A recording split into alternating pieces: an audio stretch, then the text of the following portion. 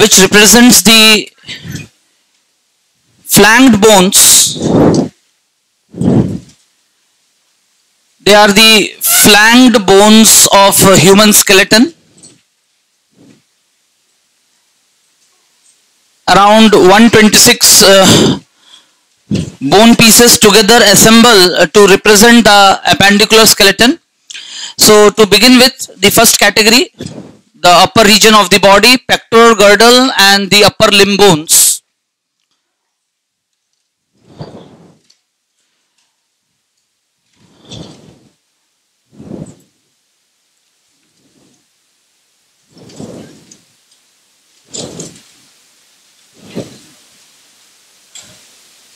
The characteristics are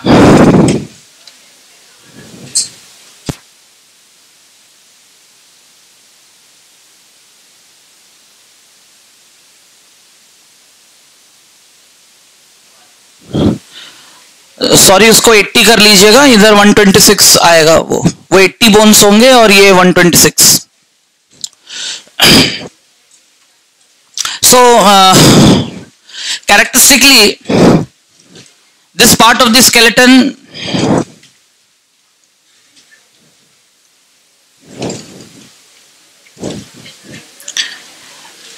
assemble as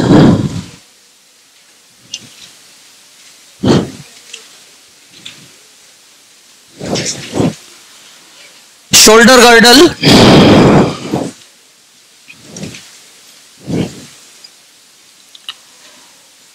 participate in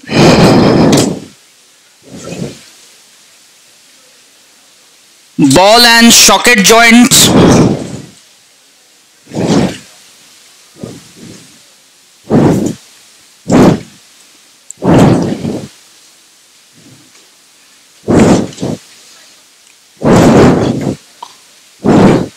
offers multi-axial movement to upper limb. So these are the three statements which are characteristically applicable to the appendicular skeleton, especially the pectoral girdle along with upper limb bones. Now, to characterize all these features, just let us peep into the diagram.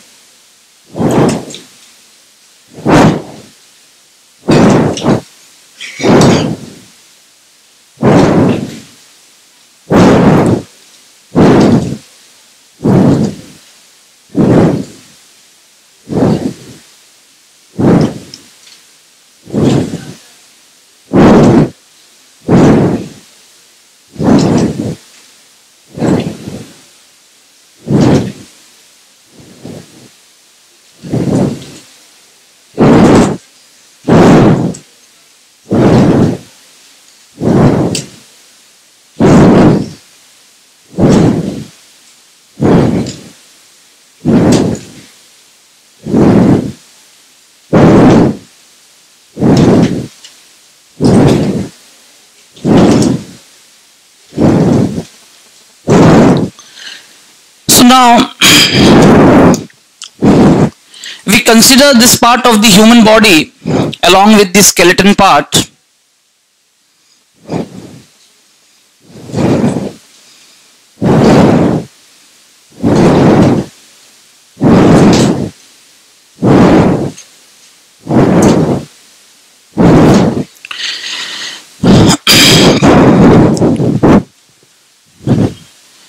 First of all, this part represents the shoulder girdle.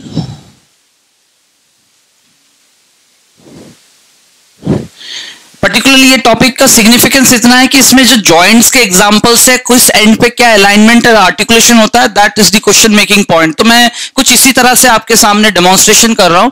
So today after going through the details of axial skeleton, appendicular skeleton characterised by 126 bones. So today's class mainly insist on how these 126 bones assemble themselves in upper part, the trunk part of the body, followed by the lower limbs, जिसमें हम hip girdle और lower limbs के बारे में आपसे थोड़ी देर बाद बात करेंगे.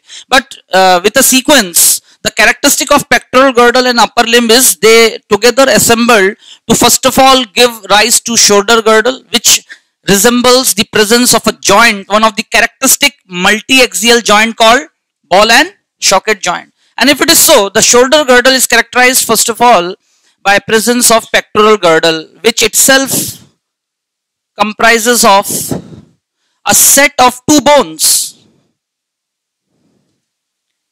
इंडिविजुअली इस बोन की क्या कैरेक्टरिस्टिक है, इसके बारे में भी हम बात करेंगे. लेकिन मैं प्रैक्टिकल अप्रोच के साथ जा रहे हैं कि ये असेंबल होकर एक्चुअली बॉडी में कैसे अलाइन होते हैं. तो clavicle and the triangular flat bone called scapula. Okay, now अब अगर इनको इंडिविजुअली हम बना के देखें तो व्हाट इज द कैरेक्टरिस्टिक कि first of all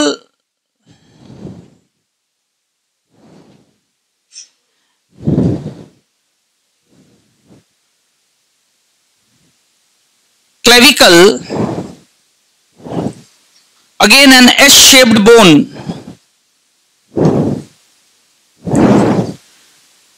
and it is an example of a membranous bone. Which type of bone? कि earlier during the early period of life, that is childhood till 6 months of age and at least you could say 1 year of age, यहाँ पर मौजूद जो connective tissues हैं वो hard होकर clavicle बनते हैं. तो it's an example of membranes bone. ये याद रखना है इसके बारे में. S shaped bone having two ends, इसके दो एंड्स होते हैं. This is the acromion and और इसको कहते हैं स्टर्नल एंड. मतलब ये जो है स्टर्नम के मेनुब्रियम पार्ट से जुड़ता है यहां पर, और आप देख सकते हैं डायग्राम में ये जाके ये एक्रोमियन प्रोसेस के यहां पर जुड़ता है. तो that's all about clavicle, rather due to its shape and position called collar bone,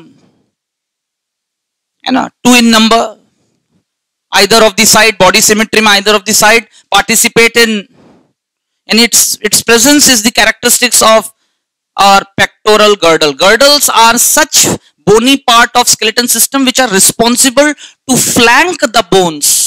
Which bones? Limb bones.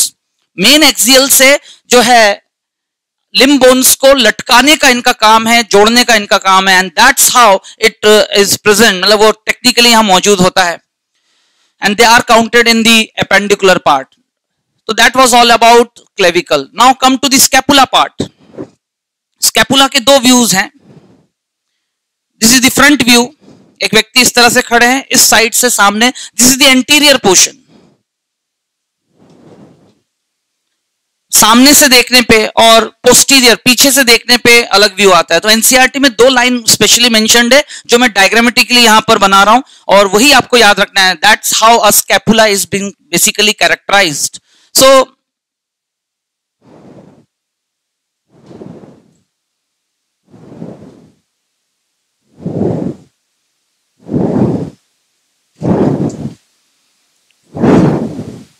first of all, the main property of scapula is it's a flat triangular shaped bone present in the dorsal part to participate in shoulder joint as a shoulder bone. It is characterized by 3 processes. It is characterized by, what are those 3 processes? NCERT सिर्फ 2 mentioned है, acromion, coracoid. But there is a short extension, एक छोटा सा peg like खुटे जैसा एक छोटा सा यहाँ भी, क्यों? क्योंकि शोल्डर मसल्स, नेक के यहाँ से मसल्स, उसके टेंडॉन्स इस पर फंसते हैं, तब जाके एक व्यक्ति इस तरह का मूवमेंट कर पाता है यहाँ के muscles, right? So that is called मेटाक्रोमियन।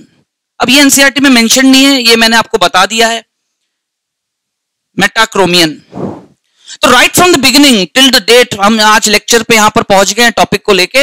My question is, till date आपने बॉडी के अलग अलग पार्ट स्केलेटन सिस्टम में टिल डेट कितने तरह के प्रोसेसेस के नाम सुने? तो कभी रिवाइज करते समय आप बिल्कुल कूल एंड काम वे से आंख बंद करके रिकॉग्नाइज करें right from day one when we started skull. Skull is characterized by presence of three types of processes: mastoid, stelloid and coronary process. Indeed, आपके सामने ह्यूमन स्कल मैंने एक्चुअल दिखाया था आपको, और उसमें आपने देखा था कि जो जॉ बोन होता है उसके जो टर्मिनल एंड्स हैं वो कैसे क्रेनियोस्टालिक जॉ सस्पेंशन बनाएगा, और उसको बनाने के लिए जॉ बोन्स के पास होते हैं कोरोनरी, कौन से प्रोसेस, और वो जाकर एक अटैच करते हैं हिंज जॉइंट बनाते हुए किसके साथ? क्रेनियल बोन, किसके साथ? And that cranial bone is nothing else but simply the temporal bone. कौन सा हिस्सा होता है? तो that way of allocation and articulation, वो जो attachment है, that makes the human skull to exhibit characteristically craniostylic, यानी cranium का support लेते हुए maxillae fix रहते हैं, सिर्फ mandible move करता है, the only movable bone of human skull. तो आज देयर आफ्टर आज फिर आप प्रोसेसेस के नाम सुनोगे। इससे पहले आप वर्टिब्रल कॉलम पढ़ रहे थे, where you have experience 7 types of processes: neural spine as a process, pre zygapophysis process, post zygapophysis and transverse. तो कल एक क्वेश्चन बनेगा, मैं तो कह रहा हूं पूरे चैप्टर से क्वेश्चन नहीं आना, और आ गया एक सिंपल सा odd even pattern, set pattern के क्वेश्चंस, जिसमें एक लाइन लिखा है कि ह्यूमन का फलाने स्केलेटन का ये हिस्सा फलाने किस सेट ऑफ स्ट्रक्चर से कैरेक्टराइज होता है। तो mastoid acromion process, styloid and acromion process, ऐसे सेट बना बना के, और क्वेश्चन पूछा है which of the given is the characteristic of pectoral girdle. तो जिस ऑप्शन में नाम लिखा रहेगा NCERT based question, acromion and coracoid, और ये दोनों प्रोसेस मिलके, now this is an arbitrary presentation, मेरे हाथ के इस पोर्शन को अगर मान ले ये क्या है? स्कैपुला, और ये रहा कोराकॉइड और ये रहा acromion process. The space generated between the two processes like a cavity, like a socket, एक डिप्रेशन की तरह ये ऐसा होता है, उस जगह को कहते हैं ग्लिनॉइड कैविटी। अब एनसीईआरटी में लिखा है कि the scapula is also characterised posteriorly, क्योंकि ये अब यही तो क्लास में मतलब कभी होता है ना, लिटरेचर पढ़ के समझ में नहीं आता कि हम किस एंगल से एंटीरियर समझे और पोस्टीरियर समझे। एक होता है आपने रट लिया सेंटेंस और याद हो गया, सीधा सीधा क्वेश्चन बन गया, लिख के आ गए अटेम्प्ट बिना ज्यादा सोचे समझे, ठीक है, it's a good attempt, it's your luck. लेकिन जरा सा चीजें फंडामेंटली करके पूछ ले तो वहां आपका नॉलेज काम आता है कि अभी अभी जो मैंने व्यू बनाया आपके सामने, ये कैसा व्यू है? एंटीरियर वेंट्रल व्यू, एक व्यक्ति सामने ऐसे खड़ा है, इस पोजीशन से बना है, लेकिन इसी स्कैपुला का पोस्टीरियर व्यू भी होगा। तो इसको जरा सा ऐसा घुमा दे, इसी को रोटेट कर दे,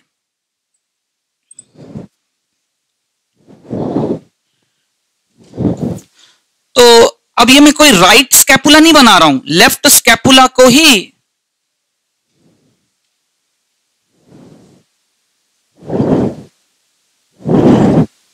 आ रहा है समझ में? इसको क्या है, ऐसा घुमा दिया है तो ये इस तरफ आ गया है और ये इस तरफ चला गया है, सबको आया समझ में?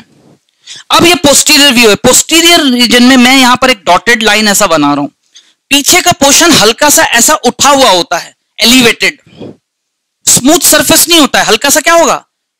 आप किसी सरफेस पे इमेजिन करिए ना, अगर रेत का ऐसा कुछ ऐसा हल्का सा एक लाइन जैसा ऐसा उठा दें आप, एलिवेशन,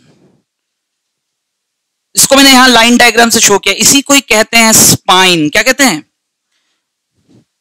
स्पाइन। सुनने में तो लगता है कि कोई प्रोसेस, एक प्रोट्यूबरेंस, उभार जैसा कुछ कहीं से निकला होगा, लेकिन यहां नहीं दिखेगा वो, that's a posterior view.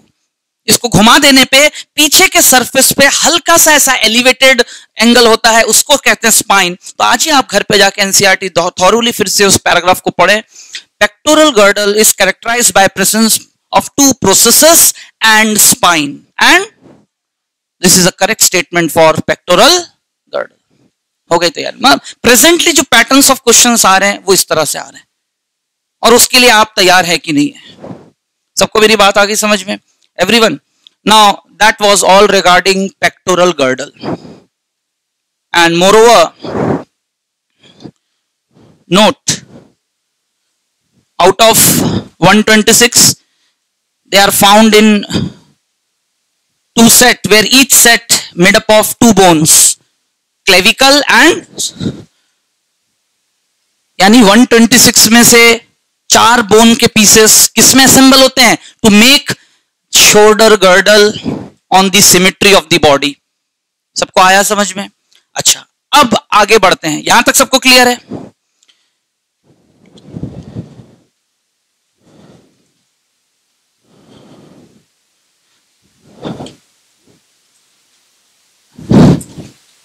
The shoulder girdle is an example of ball and, ज्यादा लिटरेचर लिखने की जरूरत नहीं है, आप तो डायग्राम देख के अब आप उसको रेसिप्रोकेट करना आना चाहिए कि वो क्या एक्चुअली एग्जिबिट कर रहा है। और जहां लैंग्वेज वाइज आपने पढ़ना चालू कर दिया, एनसीईआरटी लैंग्वेज पढ़े, हो गई तैयारी। क्योंकि ultimately 206 bones assembled into 2 form, पूरे चैप्टर को मेनली 2 तरह से डील करना है, एक्सियल एंड एपेंडिकुलर। आज हमारा एपेंडिकुलर सेगमेंट चल रहा है, जिसमें ठीक है हमने अपर पोर्शन से शुरुआत की, फंडामेंटल बातें जो लिखी उसको प्रूफ करने का समय आ गया। लेकिन जिस शोल्डर गर्डल में पेक्टोरल पार्टिसिपेट करता है वो खुद क्या था, कैसे बना था, उसके अपने क्या फीचर्स हैं, क्या टर्म्स आपके सामने आए, और finally it participate in exhibiting one of the most evident joint type, जो अपने आप में,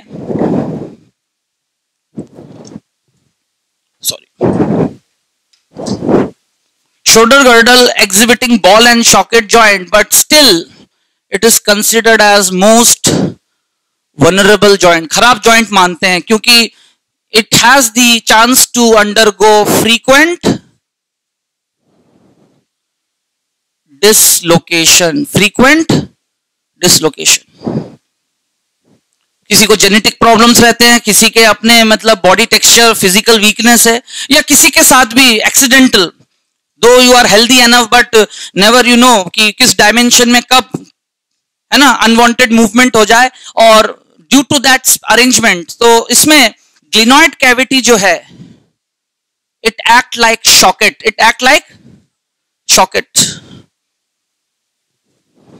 ठीक है, शॉकेट की तरह, कैविटी की तरह काम करता है, जिसमें head of another bone participate as a ball, उसका शेप ऐसा राउंड सर्कमफेरेंस के साथ। सो द नेक्स्ट पार्ट, ठीक है, बॉल एंड शॉकेट जॉइंट है, ये हिस्सा पार्टिसिपेट करता है। इसमें कौन पार्टिसिपेट करता है? The next bone is humerus, the upper arm bone, humerus. Let us characterise humerus separately. Again उसका स्ट्रक्चर क्या रिवील करता है?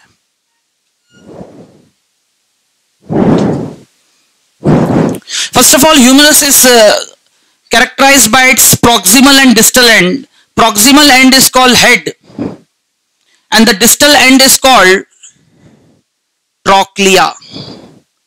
क्या कहते हैं? ट्रॉक्लिया। ये टर्म्स याद रखिए, and you always experience right from day one, जब भी मैंने ह्यूमरस बनाया, I used to give a slight elevation in this part, एक पॉइंटेड एरिया बनाया जाता है। Now this is the characteristic, इसी को कहते हैं डेल्टॉइड। पूरे ह्यूमन स्केलेटन में डेल्टॉइड रिज की मौजूदगी से किस हड्डी की पहचान की जाती है? Which bone is characterised and being identified by presence of deltoid ridge, humerus. तो एक क्वेश्चन फॉर्मेट बनाइए आप दिमाग में पढ़ते हुए कि मैच द कॉलम से सारे बोन्स के नाम लिखें और उनसे उनके बॉडी, उनके स्ट्रक्चर, मॉर्फोलॉजी से रिलेटेड कुछ टर्म्स लिखें, फिर कुछ रिमार्क लिखा हुआ है। रिमार्क कैसे लिखा होगा अभी मैं क्वेश्चन बनाता हूं, पहले मैं जरा कंप्लीट करूं एक्सप्लेनेशन। सबको आ रही मेरी बात समझ में कि पढ़ते से क्वेश्चन तैयार कि क्यों ऐसा पढ़ रहे हैं? तो today we have started with the pectoral girdle, और उसमें अभी अभी हमने उसका एक तरफा देखा, one side of the coin. दूसरा है उसको कंप्लीटली असेंबल करने में बॉल कौन है, क्योंकि शॉकेट तो ग्लिनॉइड कैविटी है। The ball is contributed by the next part that is humerus bone, और उसका हेड जो है एक्ट एज अ बॉल। तो deltoid ridge is again for attachment of, मतलब इससे अटैच होके लिगामेंट, सॉरी टेंडॉन्स, मसल जो है अलग अलग स्ट्रक्चर्स यहां पर अटैच करने के लिए होता है, ठीक है। तो and the next part is trochlea, तो that is the characteristic of humerus, और इसी को ही कहते हैं फनी बोन। क्या कहते हैं? और फनी बोन नाम देने के पीछे जो रीजन है, it's simply the spelling, sorry the pronunciation, है ना। अंग्रेजी में ह्यूमरस वर्ड, ह्यूमर मतलब क्या है? मजाक, मजाक उड़ाना, यस और नो। तो it sounds that bones and it's pronunciation, जो स्पेलिंग जिस तरह से ह्यूमरस एनीथिंग, तो इसलिए नाम पड़ा फनी बोन। सबको मेरी बात आ रही है समझ में? That's the only reason, nothing else. तो एक लिटरल मीनिंग से इसका नाम ऐसा पड़ा। जस्ट नीचे आते हैं उसके डिस्टल एंड पे,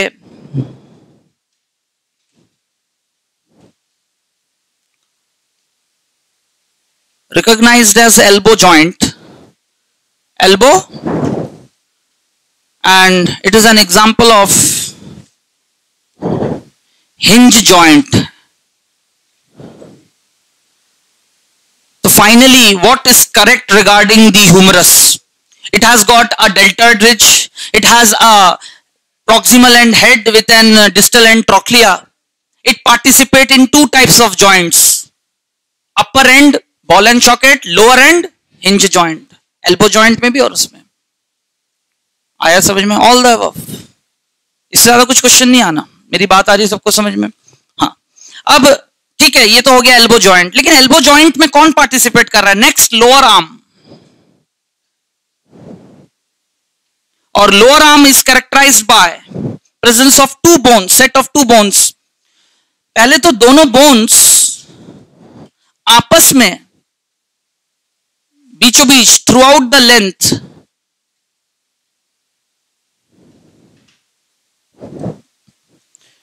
यहां जो जॉइंट है इंट्रा मेम्ब्रेनस जॉइंट, वो एक तरह से कैसा जॉइंट है? Fixed joint. कैसा जॉइंट है? लेकिन इनके अपर और लोअर एंड्स मूवेबल है, ठीक है, अपर एंड्स और लोअर एंड्स। देखते हैं उसको कैसे। Let us highlight the elbow joint. Elbow joint में सबसे पहले तो गौर करिए कौन कौन पार्टिसिपेट कर रहा है। ट्रोक्लियर एंड ऑफ ह्यूमरस और अल्ना, कौन पार्टिसिपेट कर रहा है?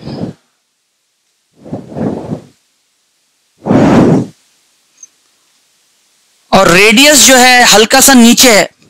तो दैट इज द क्वेश्चन कि एल्बो जॉइंट में इस joint between humerus, radius ulna, humerus and ulna, radius and humerus. Answer होगा क्या बोलते हैं? सिर्फ ulna and humerus.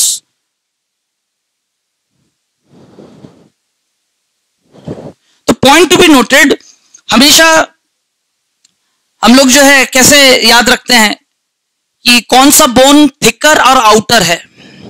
Point to be noted, which bone is thick end outer, thick end outer, that is ulna bone. Which bone? जबकि fibula जो है, sorry radius जो है, that is thin end inner. तो एक क्वेश्चन आता है labelling basis, जिसमें अब एनसीईआरटी में एक्चुअली ऐसे करके बना हुआ है डायग्राम। क्या है? ऐसे करके बना है। आ रहा है समझ में सबको? उसके हिसाब से लेबलिंग में कौन बाहर जाना चाहिए? Thin and outer, thin and कौन? रेडियस। लेकिन एक्चुअल बॉडी का जो मॉर्फोलॉजी है, क्या हम जब भी खड़े होते हैं कैसे होते हैं? आप समझ में आ रहा है सबको?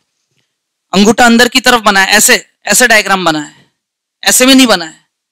The best way to remember कि कौन आउटर है कौन इनर है, तो along the side of thumb कौन सा बोन होता है? हमेशा रेडियस।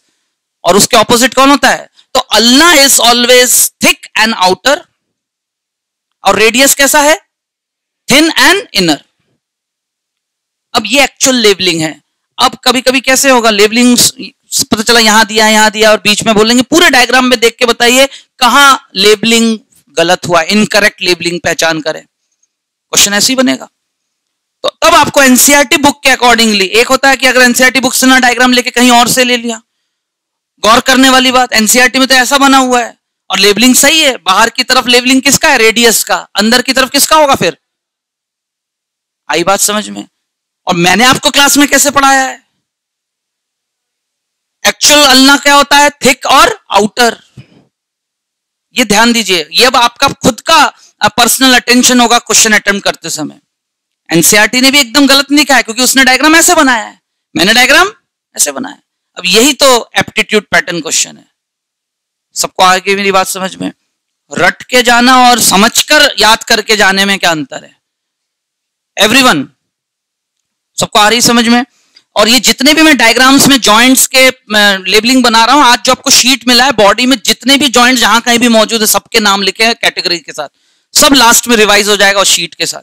अभी तो आप बस देखते जाओ, हाँ किसके बीच कहां कौन से जॉइंट है, क्योंकि इस पूरे चैप्टर का nature right from day one मैंने एक ही चीज कहा है, you have to learn all 206 bones with their name, कहां वो किस पोजीशन पे है, आगे पीछे वो किससे कैसे जुड़े हुए हैं, क्या फिक्स जॉइंट है, क्या इम्परफेक्ट स्लाइटली मूवेबल जॉइंट है, या फिर सिनोवियल जॉइंट। सिनोवियल जॉइंट्स को मैं रेड कलर से बनाते जा रहा हूं, दूसरे सारे जॉइंट्स को अलग अलग कलर से बनाते जा रहा हूं, तो एक ही डायग्राम में आप देखो सारे तरह के जॉइंट्स मौजूद है। सबको आ रही बात समझ में। That's the nature of learning of the chapter. Actually skeleton system physiology नहीं है, इसकी स्टडी करना एनाटॉमिकल स्टडी कहलाता है। क्या कहलाता है? फिर वो जो काम करता है that's called biomechanics, that's called, और उसको हम समझेंगे लिवर मैकेनिज्म। किस मैकेनिज्म से? क्योंकि एनसीईआरटी ने एक पंच लाइन लिख के अपना काम खत्म कर दिया है। द होल जॉइंट्स, मतलब ये सब कुछ पढ़ने के बाद थ्रू आउट स्केलेटन सिस्टम हमने क्या एक्सपीरियंस किया? हमने किया experience presence of one of the weakest part of skeleton called joints. Joints खुद सबसे कमजोर कड़ी है पूरे स्केलेटन सिस्टम का, लेकिन उसकी मौजूदगी से पूरे हमारे बॉडी, पूरे सिस्टम को मजबूती मिलती है, प्रोटेक्शन मिलता है, अलाइनमेंट मिलता है, alignment to perform different degree of movement. यह है स्पेशलिटी जॉइंट का। और ऐसा करते हुए वो कहलाता है फेल्क्रम। क्या कहलाता है? Support system. फेल्क्रम मतलब एक सपोर्ट सिस्टम जिसके इर्द गिर्द एक लीवर जैसा, बॉडी का हर एक बोन एक लीवर है। मतलब जैसे आप फिजिक्स में पढ़ते हैं ना, ऑब्जेक्ट रखा है, पत्थर रखा है, रॉड फंसाया, सपोर्ट दिया and you generate the effort. अरे यस और no, that's a lever mechanism. Mechanics में ऐसे ही पढ़ते हो आप।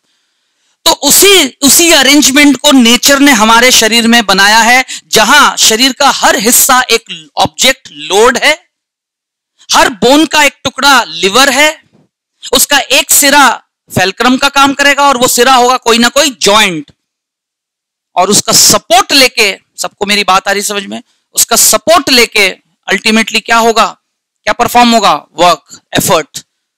और कौन करेगा? वो मसल्स। तो मसल्स, बोन्स और joint. Muscles, what is liver system of the body? Muscles, bones और फेल्क्रम यानी जॉइंट्स, ये तीन मिलकर हमारे शरीर का क्या बनाते हैं? Lever system. ओके, तो लेवरेज मैकेनिज्म देखने से पहले फिलहाल thick end outer, thin end inner का concept. Next, between radius ulna और मेटाकार्पल्स। तो सबसे पहले तो मैं मार्किंग करना चाहूंगा इस एरिया को। These are wrist bones. कौन से बोन्स? कार्पल्स। ये रहे पाम बोन्स यानी मेटाकार्पल्स।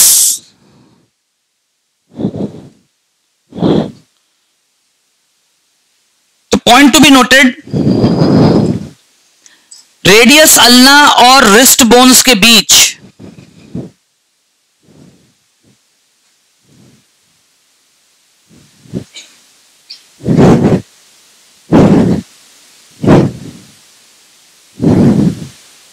एलिप्सॉइडल जॉइंट। कैसा जॉइंट? और उसके ठीक नीचे बिटवीन द कार्पल्स ग्लाइडिंग या स्लाइडिंग जॉइंट।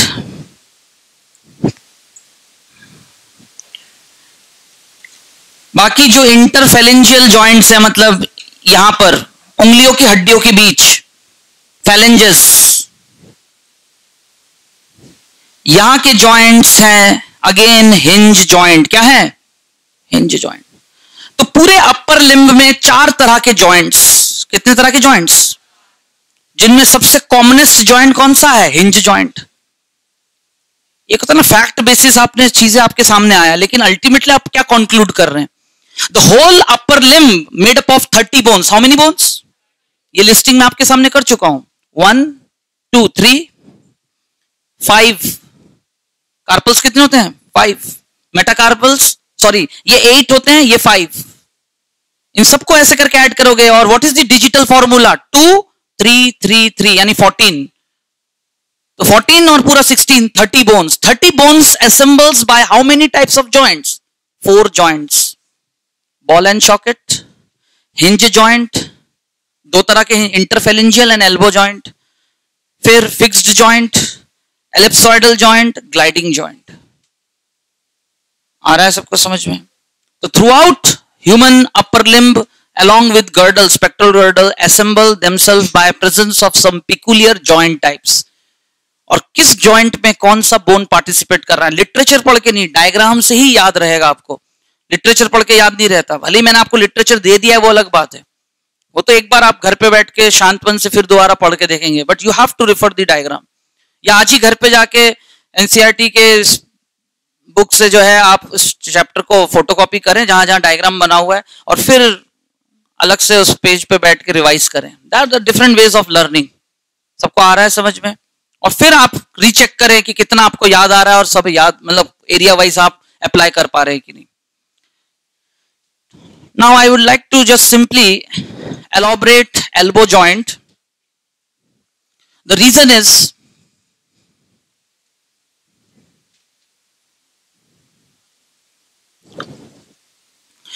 कि अभी अभी थोड़ी देर पहले आपने देखा कि ये रहा अल्ना, और अल्ना में एक हल्का सा ऐसा नॉच बना होता है नीचे, यहां पर सिग्मोइड नॉच कहते हैं इसे। ठीक है, क्या कहते हैं? उसी सिग्मोइड नॉच के अंदर रेडियस अपने आप, उसका हेड जो उसमें ऐसे अपने आप को है ना लॉक कर लेता है।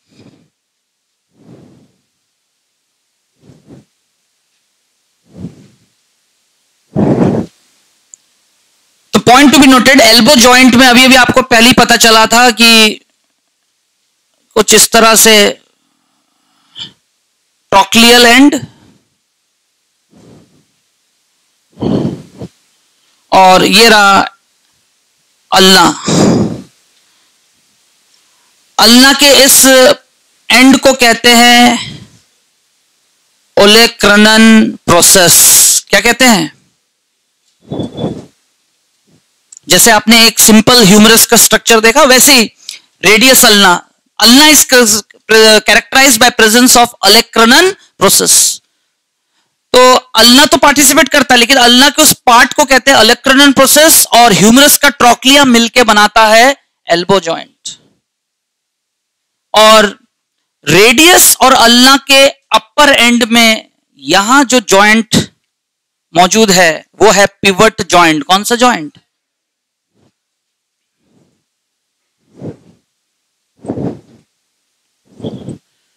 ठीक जैसे हमारा नो जॉइंट यानी नो मूवमेंट होता है, वैसे ही ये भी 180 डिग्री से, उसके कारण हम लोग इस तरह का एक्शन कर पाते हैं।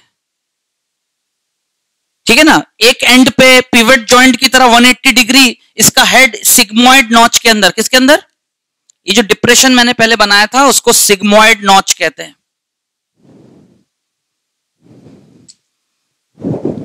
It is being defined as sigmoid notch. उसके अंदर वो फंसकर पिवट जॉइंट बनाता है, जबकि नीचे की तरफ वो आपस में जो है यहां पर मैंने बताया था उसके साथ मिलकर ellipsoidal. Hence we do the screw action. बाकी पूरे बीच में तो यहां पर कार्टिलेजेस भरा रहता है, फिक्स्ड जॉइंट रहता है बस, लेकिन उनके दोनों एंड्स नीचे की तरफ डिस्टल और ऊपर की तरफ, ऊपर होता है पिवट जॉइंट, नीचे होता है एलिप्सॉइडल जॉइंट। कौन सा जॉइंट?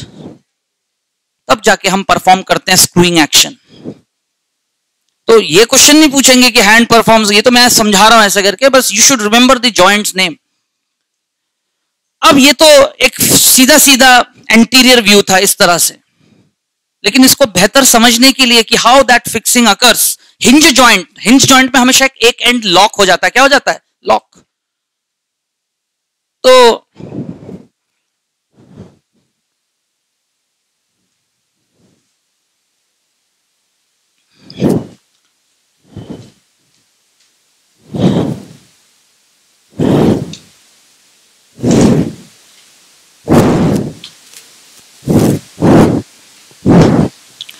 ये रहा साइड व्यू। एक व्यक्ति के हाथ का ये एल्बो कोनी का जो एंड है, you can experience it by touch.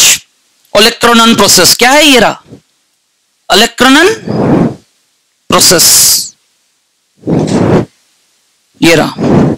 और इस ओलेक्रोनन प्रोसेस में ये जो डिप्रेशन है, जिसमें आके ट्रोक्लियर एंड अपने आप को ऐसे एम्बेड कर लेता है, धस जाता है। क्यों? क्योंकि ये हाथ जब ऐसा करके नीचे जाएगा, ये आप समझ गए हैं कि ये जाके ये प्रोसेस, ये रहा ओलेक्रोनन प्रोसेस, जाके ये लॉक हो गया।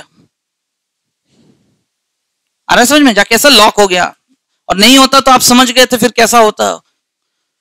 खुशी के मारे हो खुद ही कोई पड़ता इधर से उधर, किसने मारा करते रहते। अरे यस और नो? तो nature has made everything planned, it's a complete natural engineering, है ना। बॉडी के डायमेंशंस फिक्स कर दिए हैं, कहाँ किस। हाँ, इसके बाद हम उसको एक्सीड करके कुछ और special type of movements exhibit करते हैं। That's an outcome of practice, जिसमें लिगामेंट्स, कोई व्यक्ति अब ऐसे करके यूं करके अपना हाथ इधर ले आ रहा है, तो कहीं 10,000 5,000 में कोई एक व्यक्ति रबर मैन सिंड्रोम। अब उसको देख के मेरी बात आ रही है समझ में कि हर व्यक्ति ऐसा ट्राई करेगा, कहेगा अरे मेरी बात आ रही है सबको समझ में।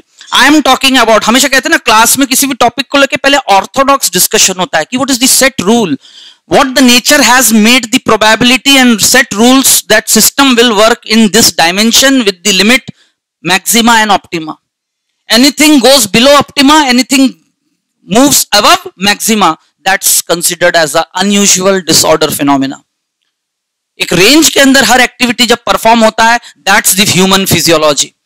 तो every joint of the body has been given some dimensions, some axial movement. फिलहाल अभी हम जितने पढ़ रहे हैं, not only they are multi-axial, uni-axial, they are examples of perfect joint, क्योंकि some degree of mobility is allowed. That's the definition of synovial joint. जबकि cartilaginous joint जो imperfect joint है, movement तो होता है but restricted, slight, क्योंकि वहीं तक उसकी सीमा है, limit है. And there are many such joints in the body, lesser in number, rare, but they are present and fixed, immovable. तो चैप्टर का आखिरी हिस्सा जो है उसको मैं आपको along this appendiculoskeleton ही मैं प्रूव कर दूंगा कि जॉइंट्स बॉडी में कैसे क्या है, कहां का। और उनको पढ़ने का तरीका ही यही है कि एरिया वाइज आप एक्सपीरियंस तो करो कि क्या सेटलमेंट है, किस तरह का आर्टिकुलेशन है। आर्टिकुलेशन मतलब ही बोन्स एक दूसरे के आमने सामने होके जो है अरेंज होना, that is called articulation. The science is called arthrology, study of joints, study of. तो दैट वाज ओलेक्रोनन प्रोसेस। और ये जो डिप्रेशन है, उस डिप्रेशन को कहते हैं ओलेक्रोनन fossa. So if you go through any book, you will experience such type of statements, question कि elbow joint is between this and this bone and between. तो trochlear end of humerus and olecranon fossa of ulna. जिस option में ये लिखा होगा वो answer होगा। सबको आ रहा है समझ में? देखिए हर चैप्टर का एक नेचर है, मैं साथ साथ में क्वेश्चन पैटर्न्स भी बनाते जा रहा हूं। Everyone clear? तो that was all about elbow joint. आपने फ्रंट व्यू, साइड व्यू और उसमें भी देखा स्पेशली कि कैसे वो एक एल्बो जॉइंट हिंज जॉइंट बनाता है, क्यों। Same is the explanation regarding knee joint, लेकिन वहां पर लॉकिंग ऊपर से एक एक्स्ट्रा बोन पीस करता है, like a cap, knee cap, टेला बोन। Which bone? मुझे पता था यही बोलोगे, बोल रहा हूं मैं टेला बोन, तुम पटेला बोन बोल रहे हो। स्पेलिंग गलत लिखा है वो, उसमें पी ए नहीं, उसे पी साइलेंट है, PTELLA, patella bone. It's the टेला बोन, नी कैप, है ना, सिसामॉइड बोन। तो बन गया ना। अभी अभी आपके सामने मैं क्या कह रहा हूं, जैसे चलिए अब क्वेश्चन बनाते हैं। आगे बढ़ने से पहले सबको ये समझ में आ गया, we have completed your appendiculoskeleton first category, pectoral and upper limbs. Next significant topic is pelvic girdle, क्योंकि पेल्विक गर्डल पे जो क्वेश्चन आता है वो कंपैरिजन वाले क्वेश्चन आते हैं। कैसे क्वेश्चन आते हैं? मेल फीमेल स्केलेटन को बहुत ही बारीकी से डिफरेंशिएट करने के लिए बॉडी के स्केलेटन का किस हिस्से को कंपेयर कराया जाता है? Pelvic region occupied by pelvic girdle. दो गर्डल्स में से कौन सा गर्डल मेल फीमेल स्केलेटन की पहचान में हेल्प करते हैं? Now this is N again Orthodox question, theoretical और थ्योरेटिकल आंसर, ठीक है ना। तो वो कहते हैं ना फॉरेंसिक साइंस और डिटेल्स में जाएंगे तो there are many such things which are compared. ऐसा थोड़ी कि छोटा स्केलेटन है बच्चे का होगा, अरे वो छोटे हाइट का भी तो हो सकता है। अरे यस और no, it could be a dwarf bone, yes और नो। तो there are many such things, लेकिन हम उन बारीकी पे नहीं जाएंगे। हम तो एक टेक्निकल, हमारे कोर्स में पीएमटी में अगर एक बेसिक मेल फीमेल स्केलेटन की कंपैरिजन वाले क्वेश्चन आते हैं, how to characterize and differentiate, तो स्कल का कंपैरिजन हो सकता है, लेकिन पूरे स्केलेटन में सबसे बेस्ट कंपैरिजन कहां होता है? Pelvic girdle. तो pelvic girdle helps to differentiate. अब उस बात पर आने से पहले अभी अभी जो आपने पढ़ा उस पे क्वेश्चंस कैसे बनेंगे?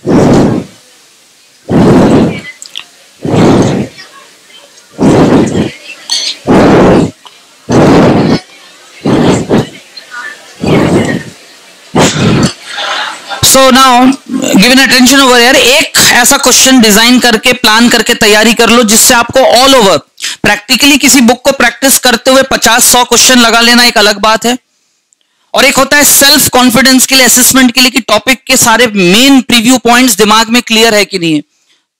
तो प्रैक्टिकली ये क्वेश्चन ऐसा आएगा नहीं आएगा, that I am not actually claiming over here.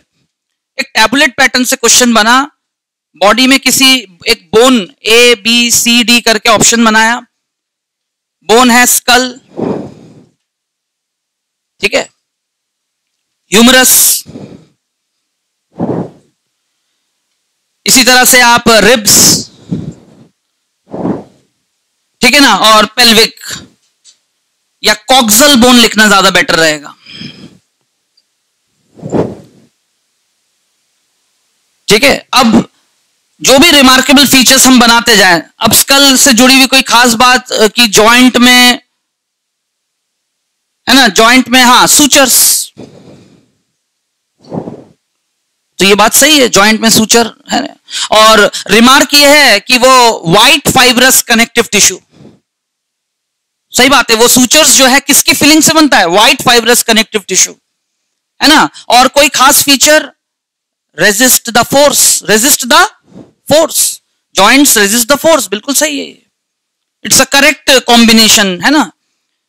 और कोडिंग पैटर्न बना दो कि पूरे टेबल में अगेन यहां पर 1 2 3 करके लिखा हुआ है और ABCD करके, कि A and 1 and 3 correct, 2 and 4 incorrect. आ रहा है समझ में?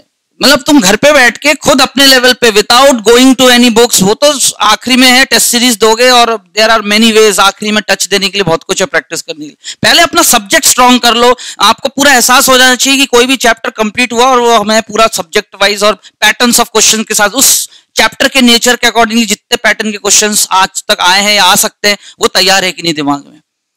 तो प्रैक्टिकली ऐसा क्वेश्चन आ नहीं रहा है, लेकिन मैंने आपको ये ऐसा डेमोन्स्ट्रेट इसलिए किया, ये तैयारी का तरीका है। अब इसको टुकड़ों में बना लो कि what is correct regarding skull as a skeleton of head region. अब आपको मैंने 15 पॉइंट्स लिखवा के पूरा डायग्राम से समझाया, उनमें से कोई ना कोई पॉइंट लिखा होगा and you have to decide correct and incorrect. या फिर ह्यूमरस अभी अभी आपके सामने डेमोन्स्ट्रेट किया, ये तो मैंने इसके साथ फ्यूज करके क्वेश्चन बनाया, इधर लिखा हुआ है ह्यूमरस में ओलेक्रॉन प्रोसेस, गलत, ऐसा कुछ होता ही नहीं है। सॉरी, फीचर में, क्योंकि जॉइंट में लिखा हुआ है हिंज जॉइंट, यहां तक तो ठीक है कि हाँ ह्यूमरस हिंज जॉइंट पार्टिसिपेट करता है, देखो, लेकिन आगे लिखा हुआ है ओलेक्रन प्रोसेस। वो ह्यूमरस की प्रॉपर्टी थोड़ी है, वो किसकी प्रॉपर्टी है? या मैं आज आपको जो, ये तो चलो एक क्वेश्चन पैटर्न हुआ, मैं तो आपसे एक क्वेश्चन बनाना चाहता हूं कि pectoral girdle is characterised by A B C D, styloid process and acromion process, metacromion and spine, metacromion and, ठीक है, spine and styloid process, transverse process and olecranon process. Answer होगा बी, मेटाक्रोमियन एंड, अभी थोड़ी देर पहले diagram बना था, ये रहा, मेटाक्रोमियन एंड स्पाइन, स्पाइन पीछे की तरफ होता है। बन गया एनसीईआरटी बेस्ड क्वेश्चन। अब आया समझ में? मेन एग्जाम वाले दिन यही होगा, साल भर अच्छा पूरा ये वो, मेन एग्जाम वाले दिन तुम 3 घंटे में पूरा कोर्स 45 क्वेश्चन तुम्हारे सामने, पढ़ते से तुम याद रिकॉग्नाइज कर पा रहे हो कि नहीं, that what you should train yourself right from day 1 and every day.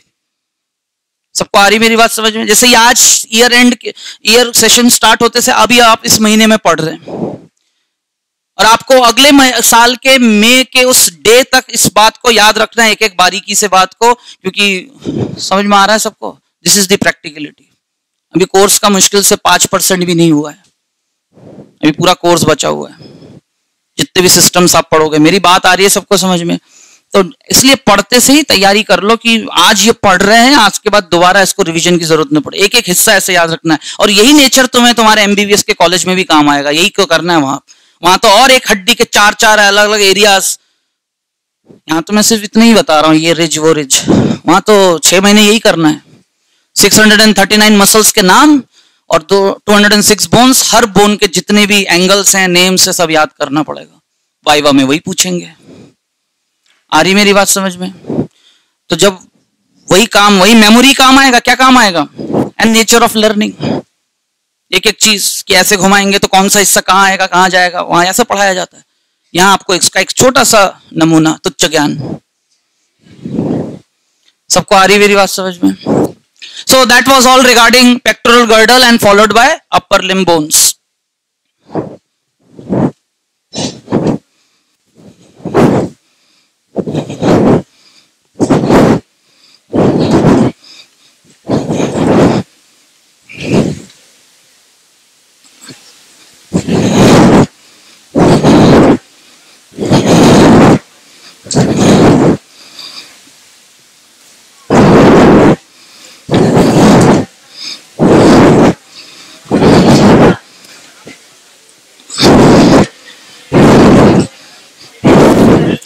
Now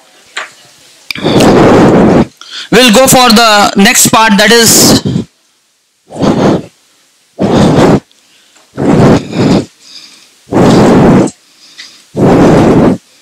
pelvic girdle and bones of lower limbs.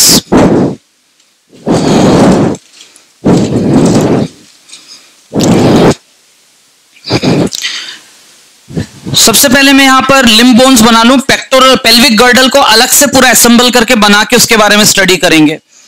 तो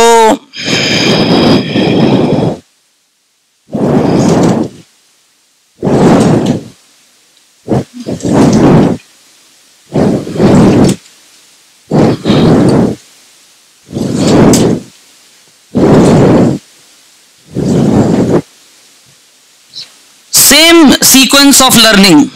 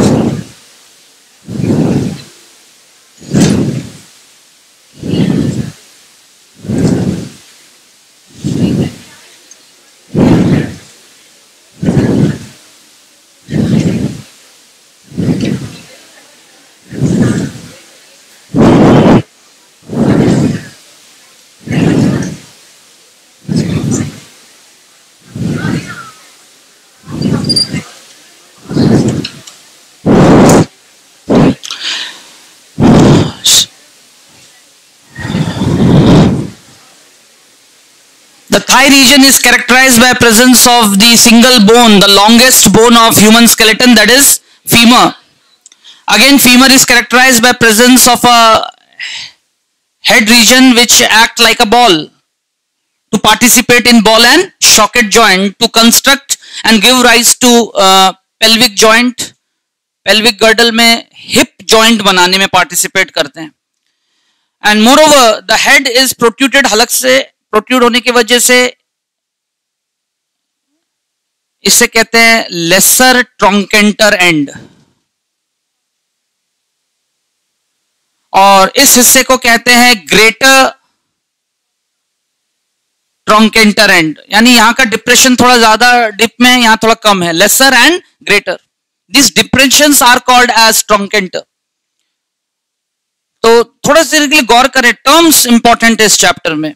ट्रंकेंटर, ओलेक्रनन प्रोसेस. एक दिन बैठ के सिर्फ आप नाम तो रिकॉग्नाइज कर लो, पूरे चैप्टर में पूरे बोन्स के साथ एलाइड क्या क्या नाम आपने सुने थे, फिर उनको क्या बोलते हैं अकॉर्डिंगली जो है लेबलिंग करना और किस पे अप्लाई होता है, किस बोन पे. Deltoid ridge, trochlear and, olecranon process, sigmoid notch, olecranon fossa, है ना. ट्रंकेंटर आ रहा है सबको समझ में.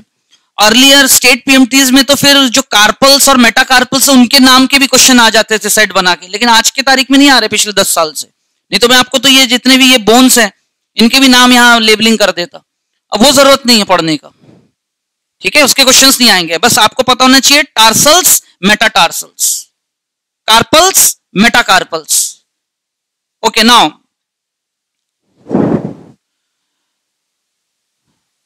इस एंड को कहते हैं कॉन्डिलर एंड, है ना. Condylar end, head condylar end femur का लॉन्ग शाफ्ट बोन. अगेन आप देख सकते हैं डायग्राम में मैंने एक्चुअली कैसे एग्जिबिट करने की कोशिश की है. हालांकि ये साइड व्यू बनाया है लेकिन अंदर हड्डी फ्रंट व्यू में रखा हुआ है. अरे आ रहा है समझ में everyone? Or if you compare with the upper limb, where the difference lies, that difference lies in the allocation and arrangement of the, ये इसको shank region कहते हैं. लिम्ब बोन्स में आप अपर और लोअर लिम्ब में कहां डिफरेंस, बाकी सारे जॉइंट्स एक जैसे बनते हैं, बाकी सारे जॉइंट्स जितने नेमिंग वहां हुआ है वैसे ही यहां पर भी होगा लेबलिंग. उसी तरह के यहां जॉइंट्स होते हैं, एलिप्सॉइडल, यहां पर नी जॉइंट है ना, hinge joint, ball and sockets, बिल्कुल वैसे as such. But the difference lie कि जो शैंक रीजन और लोअर आर्म में बोन्स, लोअर आर्म में आउटर थिकर अल्ना और रेडियस कैसा था, थिन एंड इनर. और यहां पर कैसा होगा, अगर ये पैर में सीधे सीधे में ऐसे बनाता है ऐसे पैर को, तो अब आप देखिए tibia thick and inner, thick and inner. ये पैर में इस तरफ अंदर की तरफ है ना बॉडी में, अब आया समझ में, थिक एंड इनर. और फिबुला कैसा होता है, तो वहां मैंने लिखा था थिक एंड आउटर अल्ना के लिए. यही डिफरेंस आपको याद रखना है. सबको आ रहा है समझ में?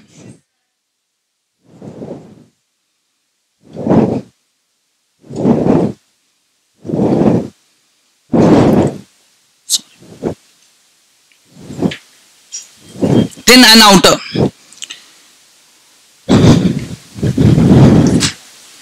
एक बोन का नाम आपको यहां याद रखना है जिसे कहते हैं calcaneum bone. Which bone? One tarsal you have to recognize by the name, that is calcaneum, जिसे हील बोन भी कहते हैं. क्या कहते हैं? And it is the bone which is surrounded by bones only. जबकि टंग बोन कैसा था? It is the bone which was not surrounded by any other bone else by muscles only. जबकि ये पूरे स्केलेटन सिस्टम में जो हमारे heal bone है कैल्केनियम, लार्जेस्ट हील मतलब जो टार्सल है बड़े साइज का, दिख ही रहा है सब में से, इसको मैंने बड़े साइज का बनाया. It help to rest the whole body thereby maintaining the centre of gravity, है ना. टॉर्क को बैलेंस करता है कि आप पीछे जितना भी झुक जाए तो वो सपोर्ट कहीं ना कहीं सेंटर ऑफ ग्रेविटी को मेंटेन करता है। But when you cross that आप पीछे स्लिप डाउन हो सकते हैं, डिसबैलेंस हो सकते हैं। तो पूरा सेटअप ही तैयार किया है, शरीर को उस तरह से बनाया गया, तो वो जो पीछे एक सपोर्ट टेक ऐसा देता है, रेस्ट, लेकिन वो कुछ इस तरह से अरेंज है कि उसके चारों तरफ से वो किससे घिरा हुआ है? Bones only, no muscles attachment. और एक मसल बंडल है ना, काफ बोन्स मान के चलिए, काफ मसल्स,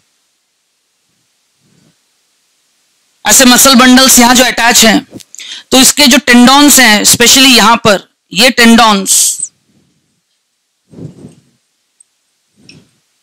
है ना, एसिल्स टेंडॉन कहते हैं। अभी आए हुए क्वेश्चंस हैं रेगुलर नेशनल लेवल के, सब वीएम है ना, Vardhman medical college, memorial college, VMCC, JIPMER और इवन एम्स का भी आया। तो बॉडी का सबसे स्ट्रॉन्गेस्ट टेंडॉन एसिल्स टेंडॉन जो ये होता है यहां पर हील बोन के साथ, यहां पर आ रही बात समझ में? Strongest tendon एसिल्स tendon.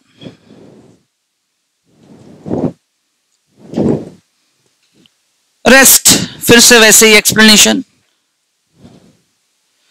जहां जहां रेड कलर इस्तेमाल होगा, ball and socket joint, hinge joint, hinge joint, फिर यहां पर इसके साथ पिवट जॉइंट, क्या बनेगा यहां पर? इसके साथ ऐसे रोटेट करेगा, तभी हम इस तरह का मूवमेंट कर सकते हैं, ट्विस्टिंग एक्शन। एंड सेम एलिप्सॉइडल और फॉलोड बाय यहां पर स्लाइडिंग ग्लाइडिंग जॉइंट, जिसकी वजह से ऐसे, क्यों, रिस्ट के बोन्स आपस में या एंकल बोन्स आपस में क्या करते हैं? ग्लाइडिंग स्लाइडिंग, इसकी वजह से हम ये मूवमेंट कर पाते हैं। और स्क्रू एक्शन किसकी वजह से? एलिप्सॉइडल और पिवट जॉइंट, क्योंकि बीच में बोन्स आपस में फिक्स्ड है, बस उनके दोनों सिरे जो है प्रॉक्सिमल और टर्मिनल एंड पीछे का वो मूव करते रहते हैं, जिसकी वजह से हमारा ये स्क्रू एक्शन ऐसा।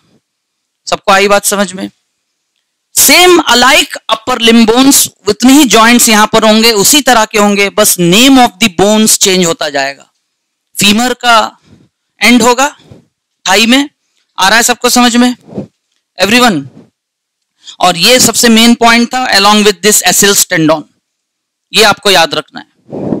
अब नेक्स्ट जो कैरेक्टरिस्टिक पॉइंट है,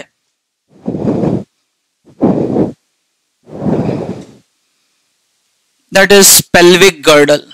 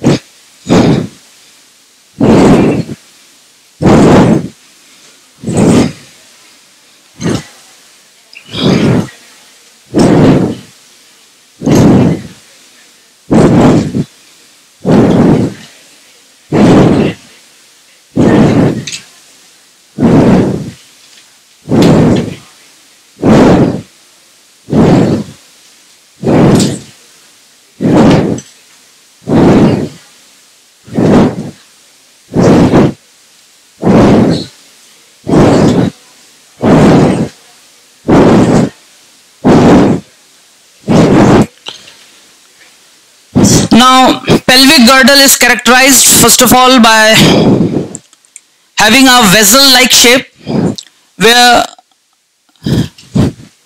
each half, this is completely called pelvic girdle, but each half is called pelvic os innomate, os innomate या फिर coxal bone।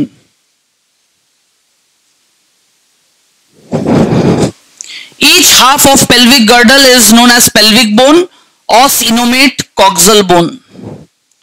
तो indeed out of those 126 right from the beginning जो हम एपेंडिकुलोस्केलेटन को लेकर चल रहे हैं, गर्डल्स में इन्वॉल्व 6 बोन्स में से 4 बोन्स कहां इन्वॉल्व हो जाते हैं? पेक्टोरल में। बचे 2, वो 2 कैसे कंसिडर होते हैं? 1 एंड 2, जो पोस्टीरियरली जाके फ्यूज आर्टिकुलेट होते हैं with the sacrum and, sacrum head के साथ, और सामने आके फ्यूज होते हैं बाय प्यूबिक सिम्फाइसिस। किससे फ्यूज होते हैं?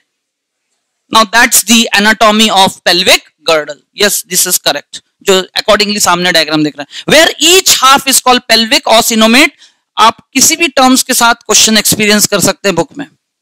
Now each coxal bone itself made up of fusion of, ये जॉइंट्स एक्चुअली दिखते नहीं, बहुत ही बारीकी से ऐसे लाइन जो रहते हैं फ्यूजन, लेकिन यहां डायग्राम में मैं दिखा रहा हूं ऐसे बोल्ड ऐसे मार्किंग के साथ।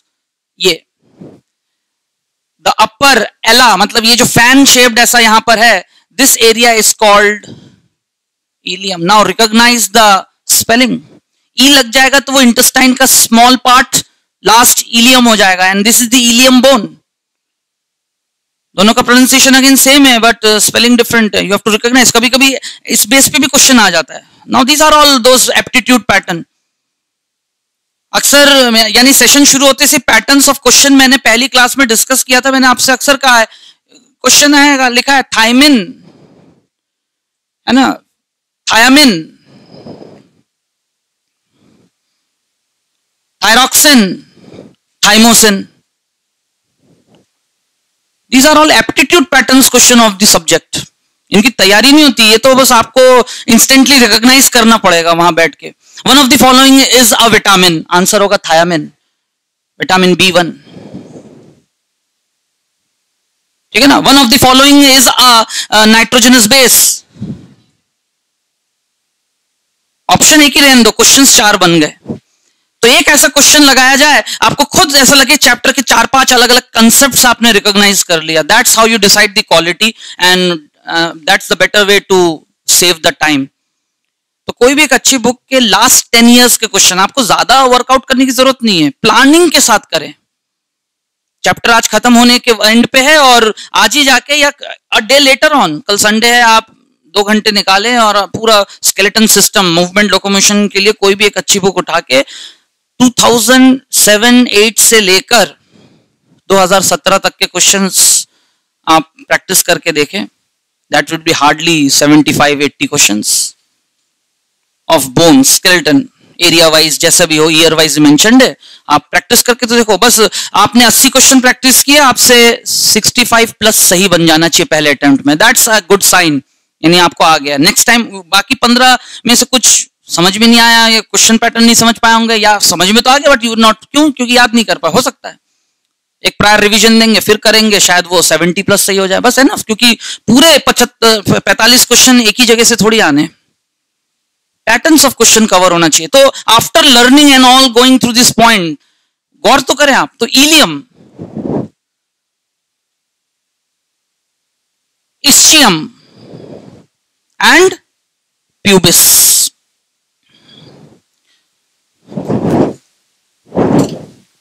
Pubic bone, pubis area.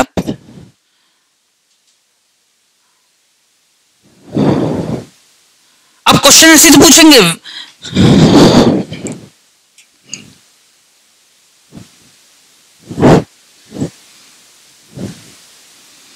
Again bones के नाम हैं ilium, ischium, pubic.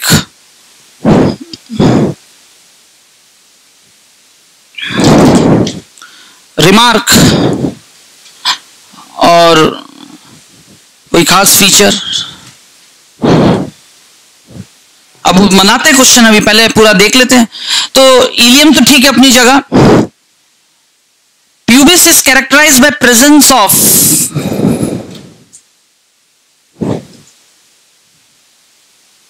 Bye apertures, इनमें होल्स, ओपनिंग्स होते हैं, एपर्चर्स। और पूरे ह्यूमन स्केलेटन का सबसे largest aperture feature, largest aperture. अभी तक आपने कितने एपर्चर्स के नाम सुने थ्रू आउट? एक ही, फोरामेन मैग्नम, दूसरा ऑडिटरी मेटस,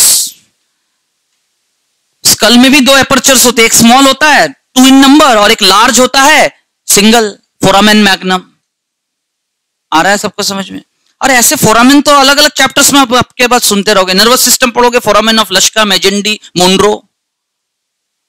टेक्सोनॉमी पढ़ोगे, फोरामेन ऑफ पेनिजी, रेप्टाइल्स में पाए जाते हैं। सर्कुलेटरी सिस्टम पढ़ोगे, फोरामेन ऑफ ओवेल, है ना?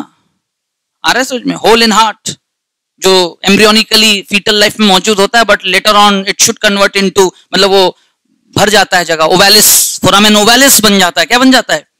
और नहीं बन पाया तो that will result into a persistent ductus arteriosus problem. सब इंटर रिलेटेड बातें हैं। लेकिन आज जो फोरामेन्स के नाम मैंने लिए, एपर्चर्स, ये पहले तो ये ओपनिंग्स कहां पाए जाते हैं पूरे सिस्टम में? Skeleton system. स्केलेटन सिस्टम में foramen magnum is the characteristic of feature of what?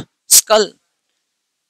और अभी अभी लार्जेस्ट पूरे स्केलेटन सिस्टम में सबसे बड़ा ओपनिंग पेल्विक गर्डल में पाया जाता है। पेल्विक गर्डल के किस कॉक्सल बोन में? क्योंकि तीनों कॉक्सल बोन की तो नाम लिखे हुए, यहां तो सही है लेकिन यहां फोरामेन मैग्नम लिखा हुआ है, गलत। It is obturator foramen. क्या है ये? This opening, and this opening helps first to judge whether the skeleton of given skeleton is of male or female. You could see, अब जिस तरह से बना, ये ट्रायंगुलर शेप है। एट लास्ट मैं यहां लेबलिंग कर दूंगा कि जो मैंने बनाया है ये किसका पेल्विक है। How to recognize it? Male pelvic bone बना है, पेल्विक गर्डल की फीमेल। तो obturator foramen, triangular in shape,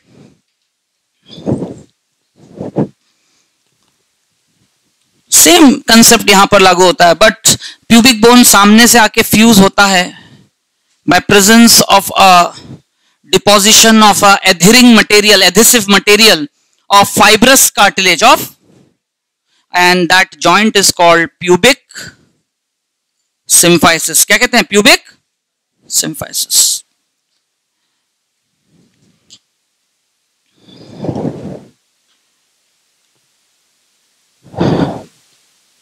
अब गौर करिए, मैं इसके कैरेक्टरिस्टिक्स कुछ खास बातें यहां पर लिख रहा हूं, मतलब all the statements are correct regarding pelvic girdle. At last, made up of coxal bones,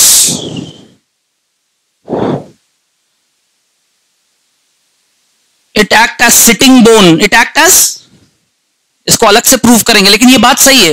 which girdle helps in sitting position? Answer होगा pelvic girdle. Participate in hip joint, participate in hip joint. Characterized by, इसकी पहचान दो चीजों से की जाती है। Characterized by 2 things.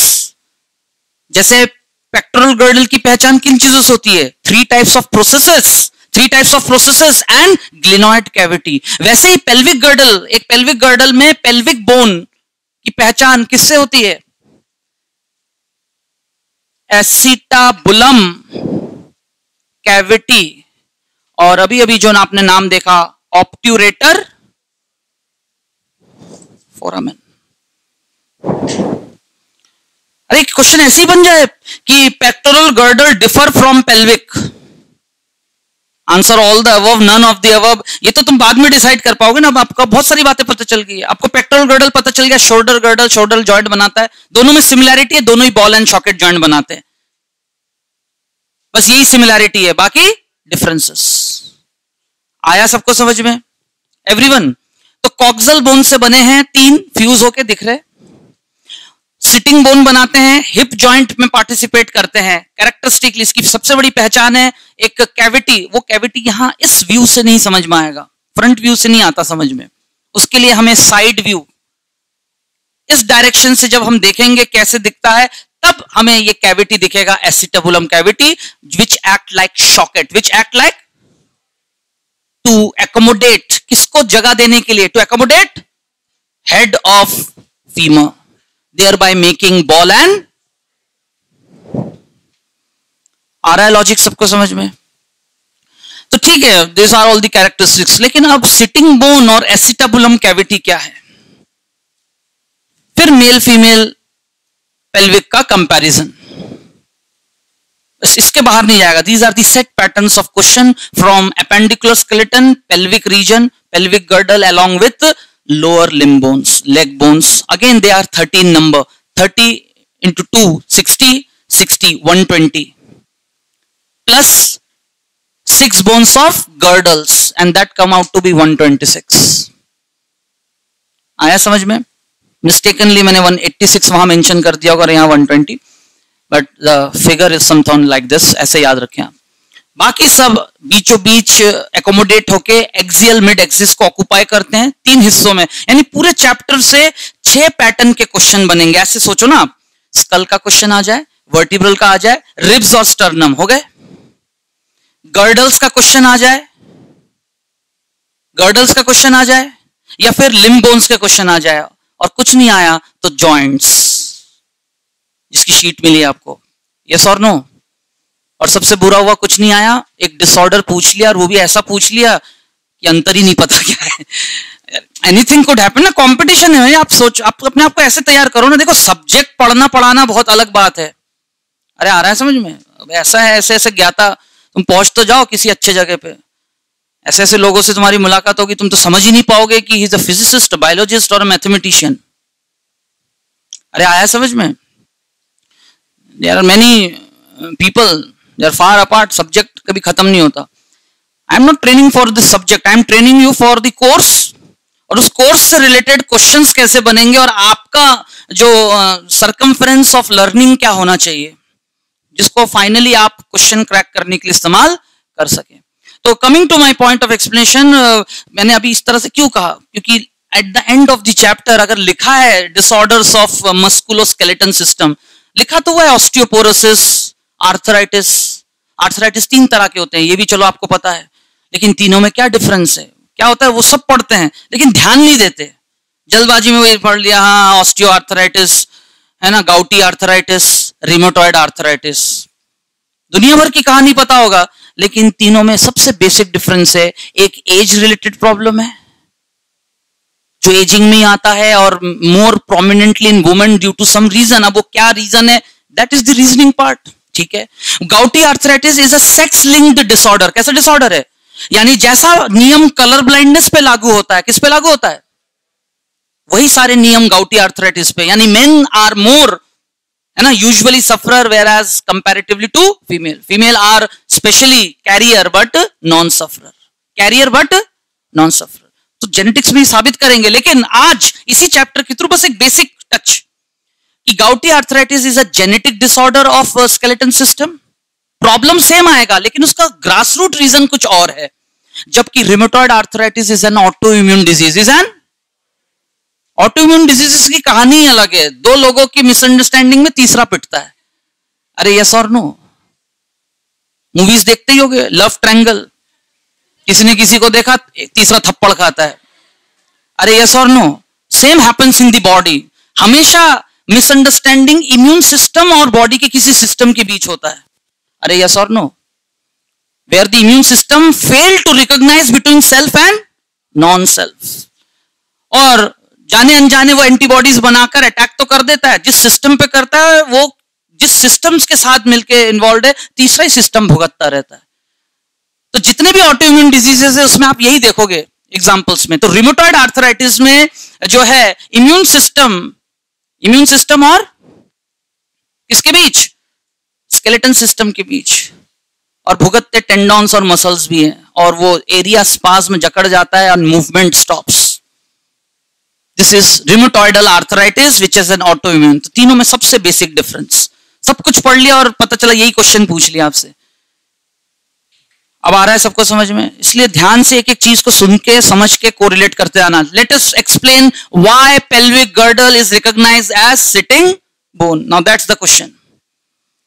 तो अब अगर मैं यहां पर साइड व्यू बनाता हूं इसका, तो इट विल अपीयर समवॉट,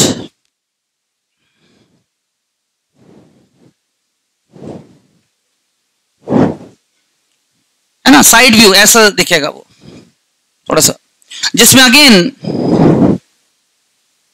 ये रहा इलियम, ये रहा इस्चियम और ये रहा प्यूबिक, और वो बोन ऑब्ट्यूरेटर फोरामेन आगे दिख रहा है उस तरफ, राइट. लेकिन जो इस्चियल बोन है वो हल्का सा यहां ऐसा प्रोट्रूडेड है.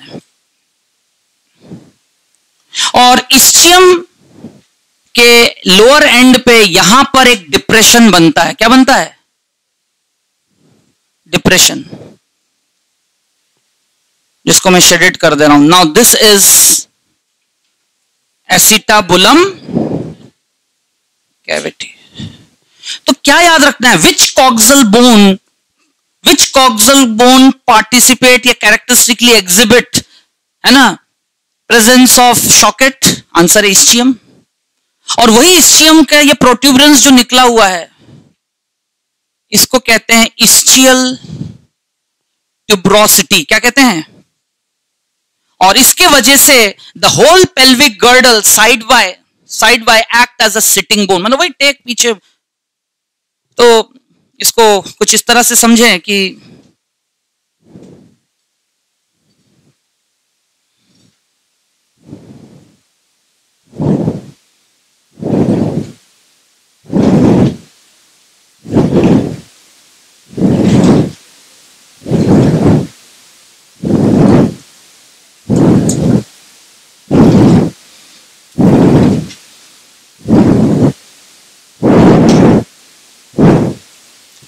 कुछ आया समझ में? सिटिंग पोजीशन में ये बोन जो है पीछे से ऐसा सपोर्ट देता है, तब जाके पूरा पेल्विक गर्डल किसकी तरफ बिहेव करता है? As a sitting bone. तो acetabulum cavity and ischial tuberosity. What is the characteristic of ischium bone? अब आया समझ में क्वेश्चन? मतलब इतनी बारी पढ़ तो लिया, ठीक है, एनसीईआरटी देख लिया, लेकिन एक एरिया का क्वेश्चन आ गया. विच कॉक्सल बोन. एनसीईआरटी में ये वर्ड है यूज. सब लोग घर से पढ़ के आते हो कि नहीं? पहले बताओ. जब पढ़ के आओगे तो ही तो क्लास के लेक्चर्स आप कैरी कर पाओगे कि क्या बताया गया है, एनसीईआरटी कहां कवर हो रहा है. एवरीवन. तो coxal bone are 3 types. Together they fuse to make 1/2 of pelvic girdle or sinomate pelvic bone.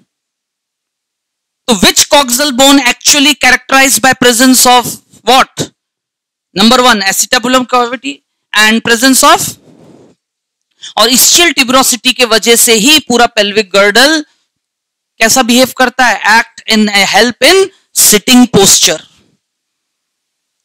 किसी को कोई डाउट? और finally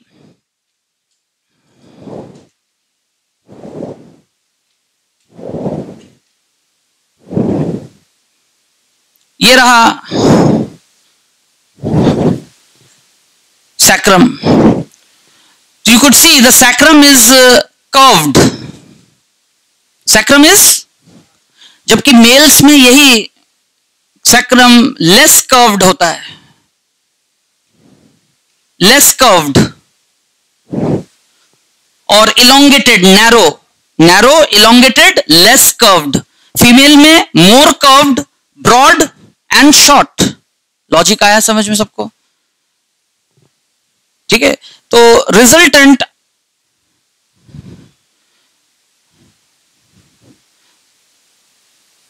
this pelvic girdle turn out to be recognized as female pelvic girdle due to broad span of ilium.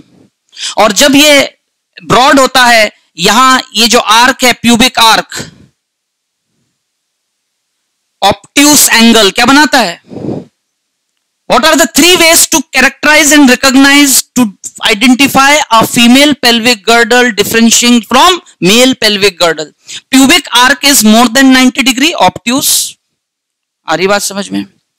सबको आ रहा है समझ में? Obturator foramen triangle कैसा होता है? Triangular. मेल्स में होता है राउंड. मेल्स में कैसा होता है? और pubic arc कैसा होता है? Acute. कैसा होता है? यानी less than 90 degree acute. The reason वहां पर ये जो है कैसा हो जाता है? नैरो. इतना स्पैन फैला के नहीं होता, वो थोड़ा लंबे में ऐसा नीचे उतरता है. Resultant a pubertal character develop at the age of puberty under the effect of testosterone in males and estrogen in female. ये जो डिफरेंस आता है बोन के ग्रोथ और डिफरेंशिएशन में, that's a development of secondary sexual character, pubertal changes. Male body is characterised bye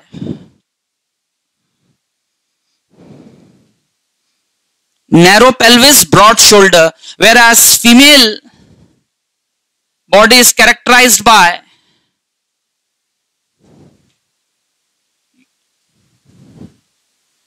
broad pelvis and narrow shoulder. तो broadness of the pelvic region is by virtue of pelvic girdle.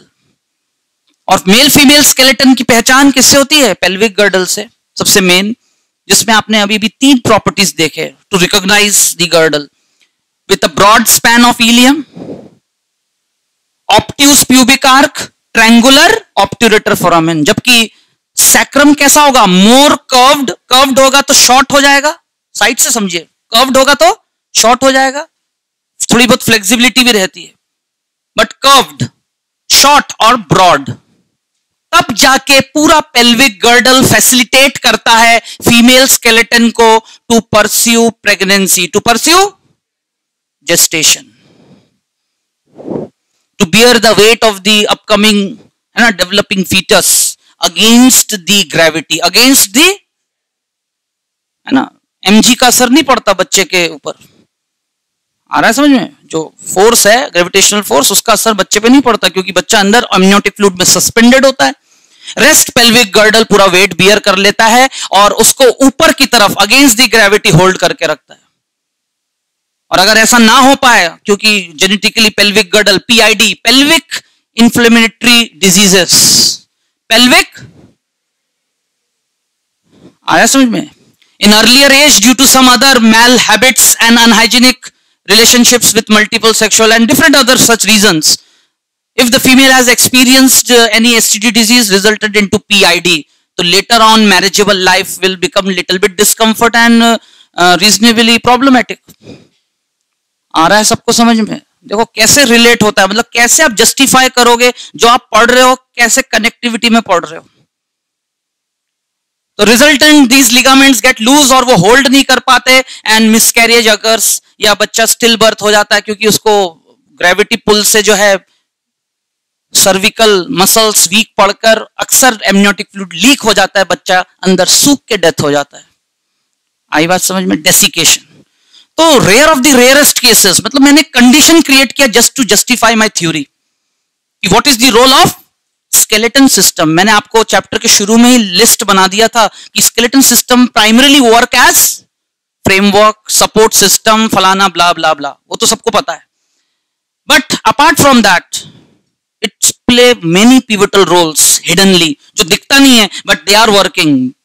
Haemopoietic organ, mineral storage, fat deposition, yes और no, breathing movement, vocal sound, hearing mechanism, है ना, supports pregnancy, and at last end the pregnancy by favoring the event of childbirth. Labor pain को facilitate करना by relaxing the pubic symphysis under the effect of hormone relaxin. Which hormone? Now that how male and female skeleton differ in its function. Now this is physiology. ये anatomy नहीं, ये जो मैंने अभी आपसे discuss किया, this is the physiology of skeleton system. तो relaxin hormone mails में ये फिक्स्ड बोन रहता है, फीमेल्स में है ना recurrently under the end of pregnancy, relaxin hormone released from the source of relaxin is, और ओवरी में एक स्ट्रक्चर आखिरी एंड तक डेवलप होता है, कॉर्पस एल्बिकन्स. क्या बनता है? ये सब मैं जस्टिफाई कर दूंगा ह्यूमन रिप्रोडक्शन में, देखेंगे वहां पर. उस दिन आपको रिवीजन लगना चाहिए कि पहले ही तो पता चल गया आपको. वो तो एक एंड टच देंगे वहां पर एक्सप्लेनेशन में कि how placenta and allied structure of a female by the end of pregnancy and through out gestation, कैसे प्लेसेंटा टेम्पररी अलग अलग समय पे 3-3 महीने में फर्स्ट सेकंड थर्ड ट्राइमेस्टर में एक एंडोक्राइन रोल प्ले करता है. तो क्वेश्चंस की कोई कमी नहीं है, मेरी बात है पैटर्न्स. आप पढ़ तो लो अपने सब्जेक्ट को जरा कायदे से डिस्ट्रीब्यूट करके. लास्ट में समय नहीं मिलता इस तरह की प्रोग्रामिंग प्लानिंग करने का. ये तो डे 1 से ही चालू हो जाना चाहिए. टॉपिक स्टार्ट किया, थोड़ा पढ़ा, तुरंत प्लान कर लो कि ऐसे ऐसे ऐसे ऐसे. फिर ये ऐसा मत सोचो कि अभी बहुत बचा हुआ, कैसे पहले जितना पढ़ा वो दोबारा उसमें टाइम इन्वेस्ट करने का टाइम नहीं है फिर आगे. तो आई डू होप आपको अब तक समझ में आ चुका है कि कैसे थ्रू आउट द ईयर आपको जूलॉजी को डील करना है, कि एंड में ये आपके लिए एक मजबूत हथियार बने, ना कि आप ऐसे है ना मूविंग अराउंड भटकती आत्मा की तरह. ऐसे 4 सब्जेक्ट है, चारों सब्जेक्ट को एंड डे पे असेंबल करना. It's very easy to say at this point of starting कि हाँ हो जाएगा, बट ऐसा नहीं है. Every day you have to be serious. आपका कोड ऑफ कंडक्ट सीरियस होना चाहिए. So by the end of the topic, pelvic girdle assures the difference between male and female skeleton, where female skeleton is characterized by presence of a curved sacrum, shorter and broader, with a large span of ilium, है ना, obtuse pubic arc with triangular obturator foramen. Same diagram बनेगा, ये थोड़ा अंदर की तरफ दबके बनेगा, body ऐसे सीध पे आ जाएगा, narrow pelvis due to less span of ilium, है ना, pubic arch acute, round obturator foramen, और ये कैसा होगा, lesser curved, elongated and narrow. आया सबको समझ में? ये सबको समझ में आ गया अच्छे से? क्लियर? तो that was all about pelvic girdle.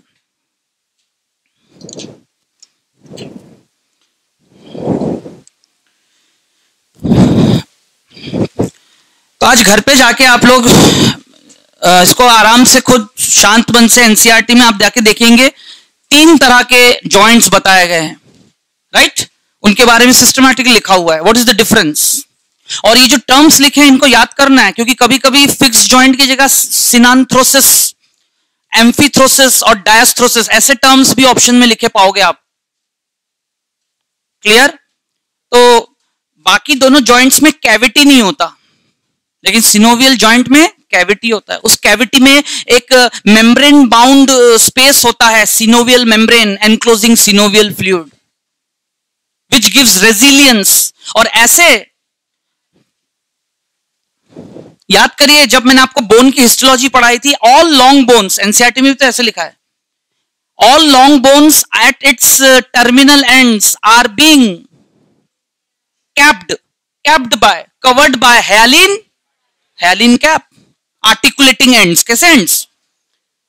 और कार्टिलेज का तो रोल ये, hard and being pliable, they all offer resilience. क्या देते हैं? रेजिलियंस.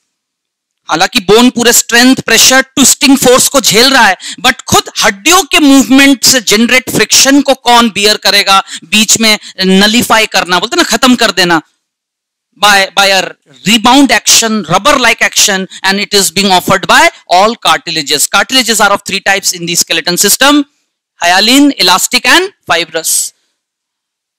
एक होता है बिल्कुल सेपरेट करके, देखिए बिल्कुल कुछ चीजें ना डिजाइन अप कर लीजिए पढ़ने के लिए.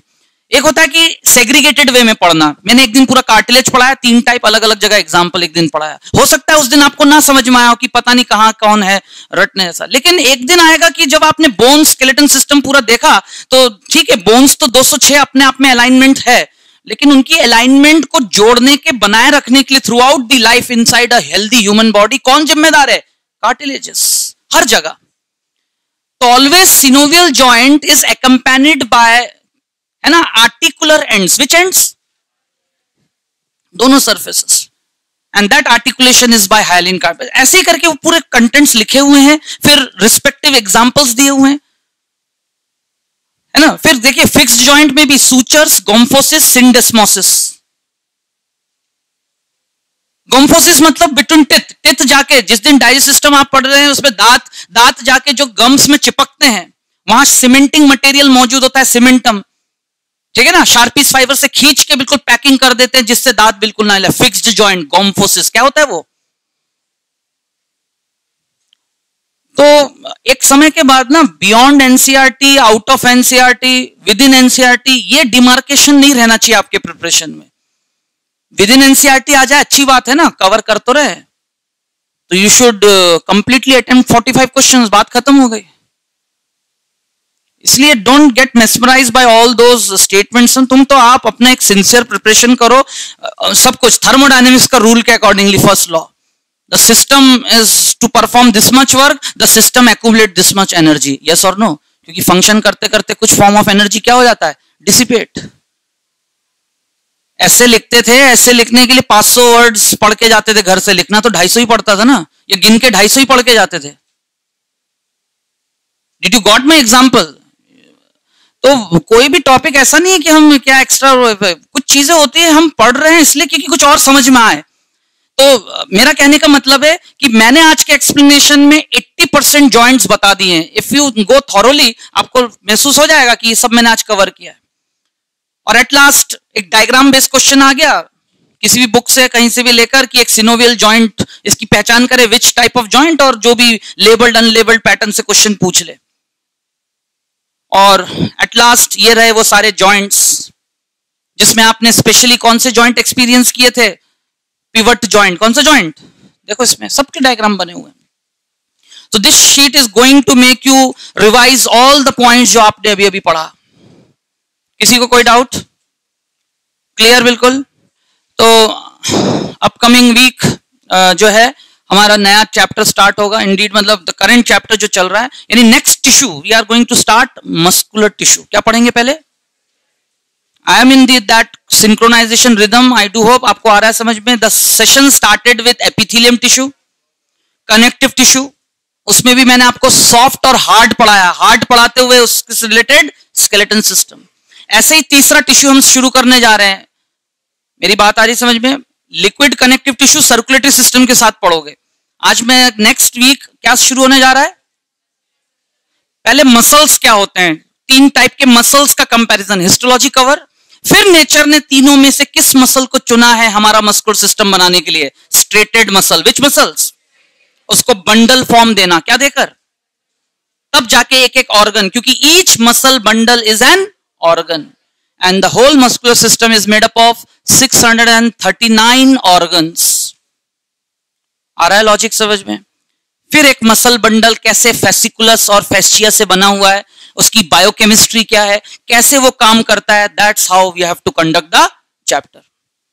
किसी को कोई डाउट? क्लियर? Thank you.